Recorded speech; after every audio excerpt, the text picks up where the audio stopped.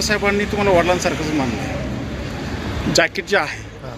पण तुम्ही नेहमी तुमच्या बोलण्यात मग अशी म्हणजे असं झालं का वल्लभशेठ बेनके त्यांच्यावर तुमची श्रद्धा, प्रेम सगळ्या ह्या गोष्टीबद्दल, आणि आता आमदार साहेबांकडे पाहण्याचा दृष्टिकोन काय वाटतं तुम्हाला? त्यांचा मुलगा म्हणूनच बघतोय ना. नाही, कार्याच्या बाबतीमध्ये, कामाच्या बाबतीत बी आज एक नंबर आहे ना, अजून एक नंबर व्हायला पाहिजे.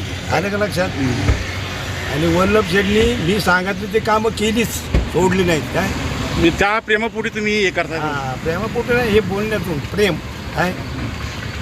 आमदार साहेब ज्ञानेश्वर लेण्याद्री देवस्थानचे जे माजी अध्यक्ष होते, त्यांची इच्छा अशी होती का आमदार साहेबांच्या म्हणजे वल्लभ शेठच्या आमचं शेठवर फार प्रेम होतं, आणि त्यांच्या मुलांनीसुद्धा जो मुहूर्तमेढ आहे ती फार मोठ्या प्रमाणात देखील आहे, आणि त्यांची त्या प्रेमाबाई त्यांनी तुम्हाला जॅकेट दिलेलं आहे.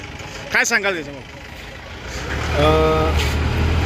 गोळेगाव परिसरातले एक फेमस नामवंत व्यक्तिमत्व प्रभाकरजी जाधव हे माझे वडील वल्लभशेठ बेनके साहेबांचे अत्यंत जिवलग दोस्त, आणि तेव्हापासून मी पाहतोय कायम त्यांना जॅकेटमध्येच पाहिजे आहे.